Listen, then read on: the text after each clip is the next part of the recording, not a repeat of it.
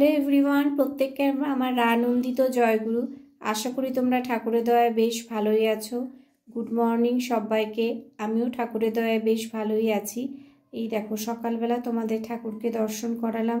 ঠাকুর প্রণাম হয়তো সবারই হয়ে গেছে, তবুও আমি আমার ভিডিও শুরু করার আগে সবসময় আগে আমি ঠাকুরকেই মাথায় রাখি, তাই প্রথমেই তোমাদের ঠাকুরকে দর্শন করালাম। তারপরে চলে যাব অন্যান্য কাজে। তো ঠাকুরকে দর্শন করো তোমরা সবাই ভালো থেকো, সুস্থ থেকো, ঠাকুরকে সবসময় মাথায় নিয়ে চলো। তাই সবার আগে তোমাদের ঠাকুর দর্শন করিয়েই আমার ভিডিও আমি শুরু করি। তো এরপরে চলে যাব রান্নাঘরে। তো রান্নাঘরে আজকে কি সকালের ব্রেকফাস্ট হবে সেটা তোমাদেরকে দেখাবো। তো আমার সাথে থেকো, তোমরা পাশে থেকো। খুব ভালো লাগে তোমরা আমার সাথে এবং পাশে আছো। জয়গুরু। চলো তো এবার রান্নাঘরে যাওয়া যাক। চলে এলাম রান্নাঘরে। দেখতেই পাচ্ছ প্রথমে দুধ আছে। তোমরা একটু আন্দাজ করে বলো তো দেখি আজকে কি হতে পারে। তো যাই হোক, প্রথমেই বলছি এই যে দুধ ফোটানো হয়ে আছে। তো এখনও আমি শুরু করিনি, দুধটা ফুটিয়ে রেখেছি আগে।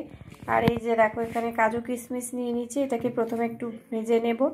আর ওখানে আতপ চাল মানে গোবিন্দভোগ রয়েছে, ওটা ভিজিয়ে রেখেছি। তো আজকে হবে পায়েস।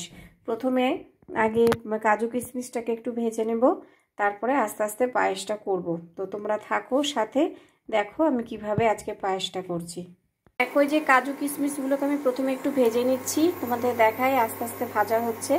তারপরে যে এখানে চালটা রেখেছি, এটাকে জল ঝরিয়ে নিয়েছি, এটাকেও একটু ভেজে নেব, নিয়ে তারপরে করব। তাহলে আরও বেশি টেস্ট হয় মানে পায়েসটার ক্ষেত্রে। শুধু চাল দিয়ে দিলে ভালো লাগবে না, তাই তার চালটাকেও একটু আগে কাজু কিশমিশটাকে ভেজে নিয়ে তুলে রাখবো, তারপরে চালটাকে দেব।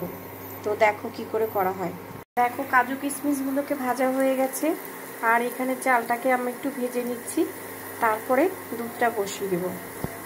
এই যে তেজপাতা দিয়ে দিলাম, আর এই দেখো চালটাকে ভেজে রেখেছি, বেশ লাল করে ভাজা হবে।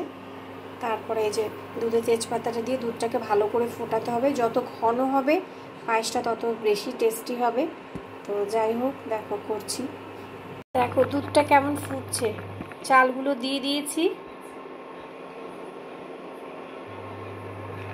দেখো, আর এই পাশে দেখো আমি এখানে এই যে গোলা রুটির ব্যাটার করে রেখেছি, ঢেকে রেখেছি। আর চিনি এখন একটু দেবো, একটু পরে, একটু ফুটে নিক দুধটা, চালটা একটু সেদ্ধ হয়ে যাবে, তাহলে তারপরে চিনিটা দেব। তো গোলা রুটি আর পায়েস হবে। তো গোলা রুটির ব্যাটার করে রেখেছি, একটু রেস্টে রেখে দিয়েছি গুলিয়ে।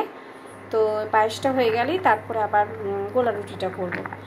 দেখো পায়েসটা হয়ে গেল, তারপরে যে গোলা রুটির ব্যাটারটা করে রেখেছিলাম, এখন গোলা রুটিটা করছি। তো আজকে সকালের জলখাবার পায়েস আর গোলা রুটি। ফাইনালি এই দেখো কাজু কিশমিশ দিয়ে পায়েস হয়ে গেল, আর এই দেখো গোলা রুটি আর পায়েস আজকে সকালের জলখাবার। তো কেমন হয়েছে তোমরা অবশ্যই কমেন্টসে একটু জানিও।